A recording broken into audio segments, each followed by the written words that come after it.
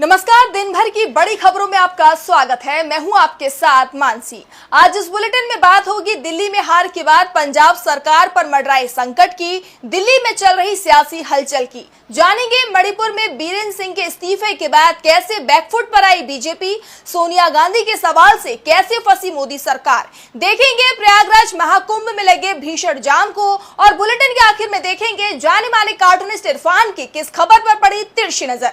लेकिन दिन भर की तमाम बड़ी खबरों से पहले एक नजर आज की सुर्खियों पर। 13 फरवरी को लोकसभा में वक्फ संशोधन बिल किया जाएगा पेश। जेपीसी के प्रमुख जगदम्बिका पाल पेश करेंगे बिल। बजट सत्र में सरकार वक्फ संशोधन बिल को पास कराने की तैयारी में। देश भर में साइकिल ट्रैक बनाने की मांग वाली याचिका सुप्रीम कोर्ट ने की खारिज। कहा इससे ज्यादा जरूरी आवास और साफ पानी। धर्मेंद्र सिंह नेगी की ओर से दाखिल की गई थी याचिका। गृह मंत्री अमित शाह और जम्मू कश्मीर के सीएम उमर अब्दुल्ला की बैठक। पूर्ण राज्य के मुद्दे और सुरक्षा कानून व्यवस्था पर हुई चर्चा। और शेयर बाजार में गिरावट, 548 अंकों की गिरावट के साथ 77,311 पर बंद हुआ सेंसेक्स, तो 178 अंकों की गिरावट के साथ 23,381 पर बंद हुआ निफ्टी। ये तो थी सुर्खियां। अब बात आज की सबसे बड़ी खबर की। दिल्ली विधानसभा चुनाव में मिली हार के बाद सत्ता से बाहर हुई आम आदमी पार्टी के सुप्रीमो अरविंद केजरीवाल ने पंजाब के विधायकों की मीटिंग बुला ली है। ये मीटिंग दिल्ली के कपूरथला भवन में होगी। इसमें सीएम भगवंत मान के साथ उनके सारे मंत्री भी मौजूद रहेंगे। इस बीच आप के कई विधायक कांग्रेस के संपर्क में होने की चर्चाएं भी चल रही है। तो क्या है पूरी खबर, आइए देखते हैं इस रिपोर्ट में। दिल्ली चुनाव में आम आदमी पार्टी की हार के बाद से पंजाब की सियासत में हलचल तेज हो गई है। विधानसभा में विपक्ष के नेता प्रताप सिंह बाजवा ने दावा किया है कि अरविंद केजरीवाल पंजाब का सीएम बनने की तैयारी कर रहे हैं। लुधियाना की एक सीट खाली है और केजरीवाल इसी सीट से विधानसभा चुनाव लड़ सकते हैं, लेकिन इससे पंजाब आप के अंदर जबरदस्त नाराजगी पैदा हो गई है। बाजवा ने अपने दावे के पीछे पंजाब आप के चीफ अमन अरोड़ा के बयान को सबसे बड़ा कारण बताया है। उन्होंने कहा कि अमन ने साफ कर दिया है कि सीएम पद किसी हिंदू को भी सौंपा जा सकता है। पंजाब के लिए हिंदू और सिख सीएम से ज्यादा जरूरी सरकार चलाने की क्षमता महत्वपूर्ण है। इसी बयान के हवाले से बाजवा ने यहां तक दावा कर दिया है कि 35 विधायक आप छोड़ने को तैयार हैं। दूसरी तरफ अरविंद केजरीवाल भी पंजाब में पार्टी की किसी भी टूट को बचाने के लिए सक्रिय हो गए हैं। उन्होंने आम आदमी पार्टी के सभी विधायकों को दिल्ली बुला लिया है। 11 फरवरी को 11 बजे दिल्ली के कपूरथला भवन में केजरीवाल पंजाब के सभी मंत्रियों की बैठक लेंगे, जिसमें सीएम भगवंत मान भी मौजूद रहेंगे। इसके अलावा वो सभी विधायकों के साथ भी बैठक करेंगे। इस बैठक के चलते 10 फरवरी को होने वाली पंजाब कैबिनेट की बैठक को भी टाल दिया गया है। अब ये बैठक 13 फरवरी को चंडीगढ़ में दोपहर 12 बजे आयोजित की जाएगी। दरअसल केजरीवाल की चिंता अब पंजाब की सत्ता बचाने की है। पंजाब में 2 साल बाद चुनाव होना है। अगर पंजाब भी हाथ से चला गया तो फिर आपका वजूद तक समाप्त हो सकता है। दूसरा, दिल्ली में मिली हार के पीछे पंजाब सरकार को भी आपके नेता दोषी मान रहे हैं, क्योंकि 2022 में पंजाब चुनाव में आपने जो वादे किए थे वो वादे मान सरकार ने पूरे नहीं किए। खास तौर पर महिलाओं को 1000 रुपए देने का वादा। ऐसे में दावा किया जा रहा है कि केजरीवाल भगवंत मान को वादे पूरे करने का निर्देश भी दे सकते हैं। दिल्ली में आपकी हार ने पंजाब में आपकी सरकार को हिला दिया है। ऐसे में दिल्ली में आपकी बैठक पर सभी की नजरें हैं, जिसके चलते दिल्ली की सियासत गरमाई हुई है। वैसे दिल्ली का सीएम कौन होगा, इसे लेकर भी सवाल उठ रहे हैं। 26 साल बाद दिल्ली में बीजेपी की सरकार बन रही है, इसीलिए सीएम पद को लेकर कई दावेदार सामने आ रहे हैं, लेकिन खुलकर कोई नहीं बोल रहा है। बीजेपी के अंदर बैठकों का दौर चल रहा है, तो किसके नाम पर लग सकती है मुहर, देखिए ये रिपोर्ट। दिल्ली की सियासत पर इस समय सभी की नजरें टिकी हुई हैं। खासकर हर कोई ये जानने के लिए उत्सुक है कि बीजेपी का सीएम कौन होगा, क्योंकि सीएम को लेकर कई नामों की चर्चा हो रही है। इस बीच खबर ये भी आ रही है कि हर बीजेपी शासित राज्य की तरह बीजेपी दिल्ली में भी सीएम के साथ डिप्टी सीएम भी बनाएगी। बीजेपी की तरफ से एक बात साफ कर दी गई है कि मुख्यमंत्री बीजेपी विधायकों में से ही होगा। खबर है कि बीजेपी किसी महिला विधायक को भी सीएम बना सकती है। वहीं दिल्ली बीजेपी के प्रदेश अध्यक्ष वीरेंद्र सचदेवा ने एलजीवी के सक्सेना से मिलने का समय मांगा है। बता दें कि इससे पहले भाजपा के नव निर्वाचित विधायक परवेश वर्मा, अरविंदर सिंह लवली, राजकुमार चौहान, नीरज बसोया, कैलाश गहलोत ने भी LGV सक्सेना से मुलाकात की थी। मुलाकात के साथ ही इन लोगों की सीएम पद पर दावेदारी की चर्चा ने जोर पकड़ लिया था, लेकिन जानकारों का कहना है कि बीजेपी किसी नए नाम के साथ चौंका भी सकती है, यानी बीजेपी में अभी से खींचतान देखने को मिल रही है। वहीं दूसरी तरफ आम आदमी पार्टी में मंथन जारी है। दिल्ली के पूर्व मंत्री और आम आदमी पार्टी नेता सत्येंद्र जैन केजरीवाल के आवास पर पहुंचे। हार के कारणों को तलाशने के साथ ही विपक्ष में बैठक कर कैसे बीजेपी को घेरना है, इसकी रणनीति पर चर्चा की गई, क्योंकि ये पहली बार है कि जब आम आदमी पार्टी विपक्ष में बैठने जा रही है, यानी बीजेपी के लिए दिल्ली की सत्ता में आने के बाद चुनौतियां खड़ी हो गई हैं। ऐसे में देखना होगा कि बीजेपी इन चुनौतियों से कैसे बचती है। अब दिल्ली की कुर्सी पर कौन बैठेगा, इसका जवाब पीएम मोदी के अमेरिका से लौटने के बाद ही मिलेगा। इसके साथ ही मणिपुर का सीएम कौन होगा, वहां बीजेपी की सरकार रहेगी या फिर राष्ट्रपति शासन लगा दिया जाएगा, इसका फैसला भी पीएम मोदी के अमेरिका से लौटने के बाद ही हो पाएगा। मणिपुर के सीएम एन बीरेन सिंह इस्तीफा दे चुके हैं, तो मणिपुर में क्या है मौजूदा राजनीतिक हलचल, जानने के लिए देखिए ये रिपोर्ट। मणिपुर के सीएम एन बीरेन सिंह के इस्तीफे ने हड़कंप मचा दिया है। जिस तरह से पिछले 21 महीने से मणिपुर में हिंसा का दौर चल रहा है, कुकी मैतेई समुदाय के बीच का टकराव खत्म कर प्रदेश में शांति बहाल करने में बीरेन सिंह की सरकार पूरी तरह से फेल साबित हुई। ऐसे में बीरेन सिंह के नेतृत्व पर उनके ही मंत्रिमंडल से सवाल उठने लगे थे, यानी मणिपुर बीजेपी में बीरेन सिंह को लेकर आंतरिक टकराव शुरू हो गया था। तो विपक्षी विधायक इस बार के विधानसभा के सत्र में अविश्वास प्रस्ताव लाने की तैयारी में जुट गए, लेकिन इससे पहले ही बीरेन सिंह से बीजेपी हाईकमान ने इस्तीफा मांग लिया। ऐसे में अब राज्यपाल अजय कुमार भल्ला ने विधानसभा सत्र को भी स्थगित कर दिया है, जो 10 फरवरी से ही शुरू होना था। इसे लेकर कांग्रेस मोदी सरकार पर हमलावर है। सीएम के इस्तीफे पर कांग्रेस सांसद प्रियंका गांधी ने कहा कि ये तो लंबे समय से लंबित था। वहीं पार्टी महासचिव जयराम रमेश ने कहा कि मणिपुर में बिगड़े हालात के जिम्मेदार केंद्रीय गृह मंत्री हैं। भूतपूर्व मुख्यमंत्री तो केवल कठपुतली थे। हमारी मांग है कि गृह मंत्री इस्तीफा दे और प्रधानमंत्री मोदी मणिपुर जाएं, वहां के हालात को समझें और लोगों को भरोसा दिलाएं कि वो उनकी परवाह करते हैं। वहीं कुकी जो समुदाय के प्रवक्ता का कहना है कि बीरेन सिंह का अब पद छोड़ना इस संघर्ष के लिए जवाबदेही के तौर पर कोई मायने नहीं रखता। अब ऐसे में सबसे बड़ा सवाल ये उठ रहा है कि मणिपुर का अगला सीएम कौन होगा। तो इसके लिए कुछ नामों पर चर्चा भी चल रही है। बीजेपी सांसद संबित पात्रा फिलहाल मणिपुर में ही है और उन्होंने राज्यपाल से मुलाकात भी की है। कहा जा रहा है कि वे मणिपुर में नए सीएम के नाम पर चर्चा के लिए वहां मौजूद है। मणिपुर के नए सीएम के लिए वहां के ग्रामीण विकास और पंचायती राज मंत्री युमनाम खेमचंद सिंह, कैबिनेट मंत्री टी विश्वजीत सिंह और विधानसभा स्पीकर टी सत्यव्रत का नाम सबसे आगे चल रहा है। लेकिन अभी तक कोई ऐसा नेता नहीं है जिसे पार्टी के अधिकांश विधायकों का समर्थन प्राप्त हो। इसलिए केंद्र को राष्ट्रपति शासन भी लगाना पड़ सकता है। यानी मणिपुर में अब सत्ता कौन संभालेगा, इस पर सवाल अब तक बने हुए हैं। मणिपुर में एन बीरेन सिंह के इस्तीफे के पीछे राज्य में 21 महीने से चल रही हिंसा को सबसे बड़ा कारण माना जा रहा है। बीजेपी की सरकार सवालों में बनी हुई थी, इसीलिए बीरेन सिंह की विदाई हो गई। लेकिन सवालों में केंद्र की मोदी सरकार भी है। सवाल देश की जनगणना को लेकर पूछे जा रहे हैं कि आखिरकार जनगणना कब कराई जाएगी। इसे लेकर कांग्रेस संसदीय दल की नेता सोनिया गांधी ने मोदी सरकार को संसद में घेर लिया। तो क्या है पूरी खबर, आइए देखते हैं इस रिपोर्ट में। कांग्रेस संसदीय दल की नेता सोनिया गांधी ने राज्यसभा में देश की जनगणना को जल्द से जल्द कराने की मांग सरकार से की है। सोनिया ने कहा कि पहले से ही जनगणना के नाम पर 4 साल की देरी हो चुकी है, सरकार इसमें और देरी नहीं करे। राष्ट्रीय खाद्य सुरक्षा कानून के लिए जनगणना बेहद जरूरी है। सोनिया गांधी ने कहा कि NFSA सितंबर 2013 में यूपीए सरकार की ओर से लाया गया था। इस कानून को लाने के पीछे देश के हर नागरिक को खाद्यान्न और पोषण मिले, ये सुनिश्चित करना था। इस योजना ने देश के लाखों लोगों को खाद्यान्न उपलब्ध कराने में महत्वपूर्ण भूमिका निभाई है, खासकर कोरोना के मुश्किल दौर में। उन्होंने प्रधानमंत्री गरीब कल्याण अन्न योजना का जिक्र करते हुए कहा कि इस योजना के लिए भी यही कानून आधार उपलब्ध कराता है। सोनिया ने कहा कि NFSA के तहत 75% ग्रामीण और 50% शहरी आबादी सब्सिडी के साथ अन्न प्राप्त करने के योग्य है।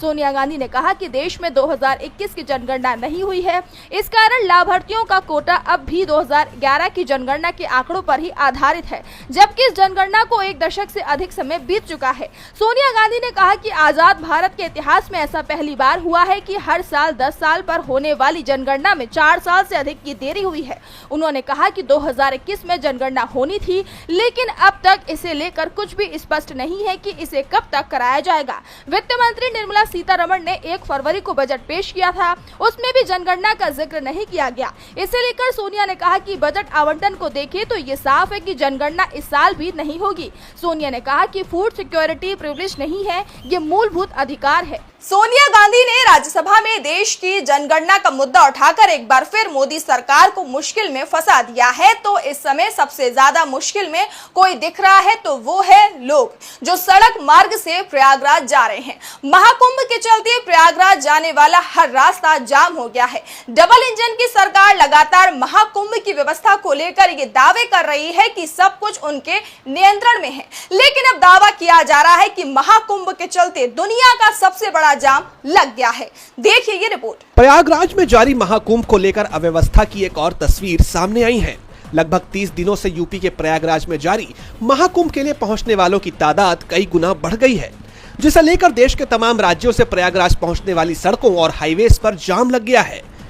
मध्य प्रदेश के कटनी से प्रयागराज पहुंचने वाले रास्ते पर लगभग 300 किलोमीटर लंबा जाम लगा हुआ है। इसे दुनिया का अब तक का सबसे लंबा जाम माना जा रहा है।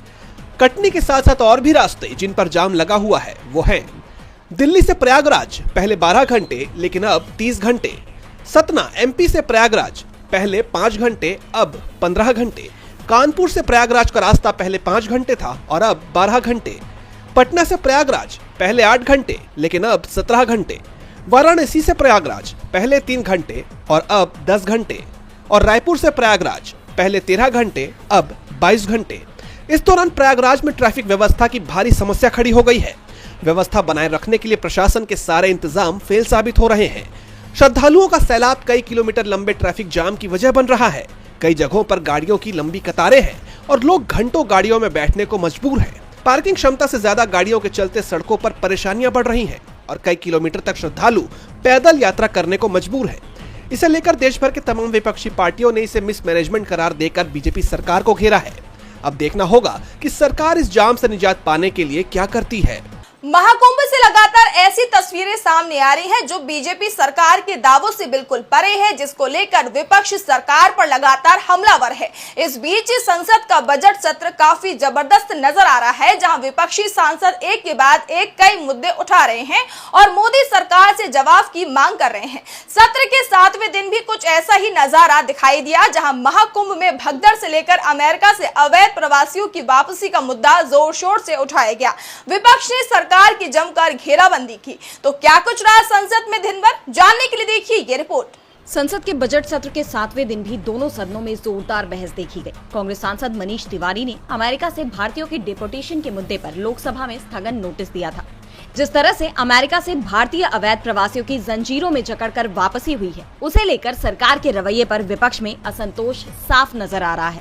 वो बार बार इस मुद्दे को उठा रहे हैं और पीएम मोदी के अमेरिका दौरे से पहले आज फिर ये मुद्दा उठाया गया। पूर्व वित्त मंत्री पी चिदम्बरम ने विदेश मंत्री एस जयशंकर के संसद में जवाब पर कहा कि विदेश मंत्री यहां खड़े होकर अमेरिकी एसओपी का बचाव कर रहे थे। क्या विदेश मंत्री ने अमेरिकी विदेश मंत्री से बात कर ये ऑफर दिया कि हम अपना विमान भेज रहे हैं? ऐसे में इस मुद्दे पर मोदी सरकार बुरी तरह से घिर गई है। वहीं आप सांसद संजय सिंह ने राज्यसभा में महाकुंभ में मची भगदड़ पर चर्चा कराने की मांग की। उनका कहना है कि यूपी सरकार भगदड़ में जान जाने वालों का सही आंकड़ा जारी करे, लेकिन स्पीकर ने उनके इस प्रस्ताव पर चर्चा की मंजूरी नहीं दी, जिसके बाद संसद में मोदी सरकार के इस बार के केंद्रीय बजट पर चर्चा शुरू हुई। कांग्रेस के मनीष तिवारी ने कहा कि बचत, खपत, निवेश, उत्पादन और रोजगार किसी भी अर्थव्यवस्था के मुख्य आधार होते हैं।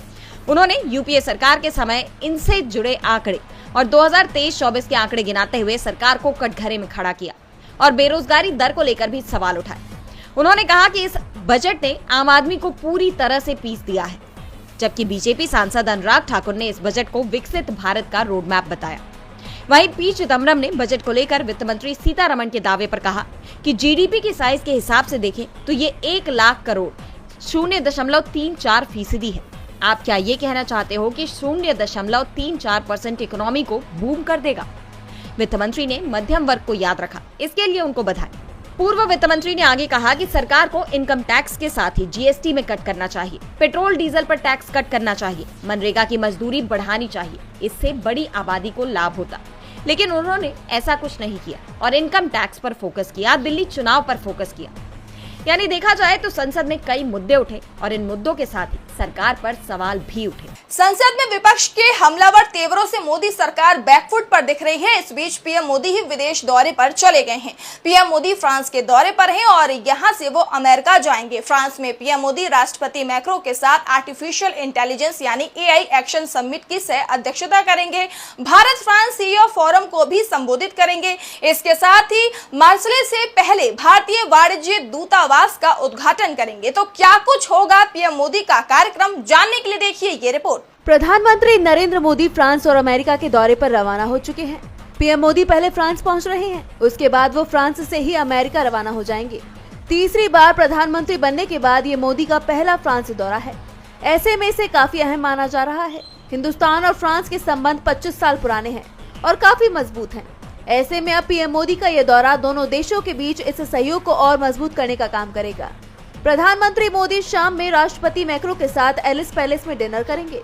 इस डिनर में कई बड़ी तकनीकी कंपनियों की सीईओ भी शामिल होंगे और 11 फरवरी को मोदी फ्रांस के राष्ट्रपति इमैनुअल मैक्रो के साथ आर्टिफिशियल इंटेलिजेंस यानी एआई एक्शन समिट की सह अध्यक्षता करेंगे। इस समिट में एआई की जिम्मेदारी से इस्तेमाल पर चर्चा होगी ताकि ये लोगों की भलाई के काम आए और इसके खतरे नियंत्रित रहें। इस दौरान ग्लोबल पॉलिटिक्स पर भी बात हो सकती है। पीएम मोदी फ्रांस के उद्योगपतियों से मुलाकात कर सकते हैं। साथ ही वो इंडिया फ्रांस के सीईओ फोरम को भी संबोधित करेंगे। इसमें ओपन एआई के सीईओ सैम ऑल्टमैन भी शामिल हो सकते हैं। गूगल और माइक्रोसॉफ्ट के बड़े अधिकारी भी कार्यक्रम में शामिल हो सकते हैं। मोदी के इस दौरे को लेकर उम्मीद जताई जा रही है कि हिंदुस्तान और फ्रांस के बीच 26 राफेल मेरीन फाइटर जेट और 3 स्कॉर्पियन क्लास सबमरीन की खरीद समेत और कई अहम सौदे को अंतिम रूप दिया जा सकता है। फ्रांस से होते हुए पीएम मोदी अमेरिका दौरे पर जाएंगे। डोनाल्ड ट्रंप के दोबारा राष्ट्रपति बनने के बाद ये पीएम मोदी का पहला अमेरिका दौरा है। पीएम मोदी का अमेरिका दौरा इसलिए महत्वपूर्ण माना जा रहा है क्योंकि अमेरिका भी भारत पर ज्यादा डिफेंस उपकरणों को खरीदने का दबाव बना रहा है। और बुलेटिन के आखिर में देखेंगे जाने माने कार्टूनिस्ट इरफान की किस खबर पर पड़ी तिरछी नजर।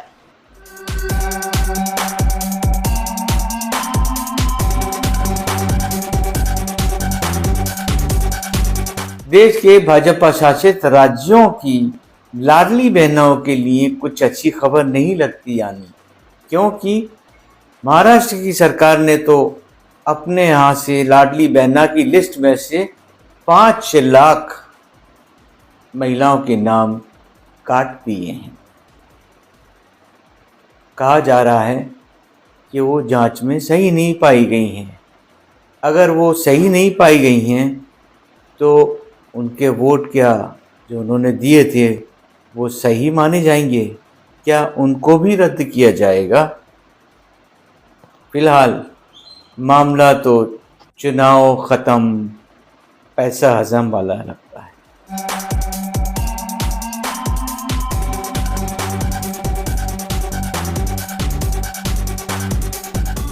बहुत बहुत शुक्रिया इरफान जी। तो आज इस बुलेटिन में इतना ही। आप देखते रहिए टीवी लाइव। नमस्कार।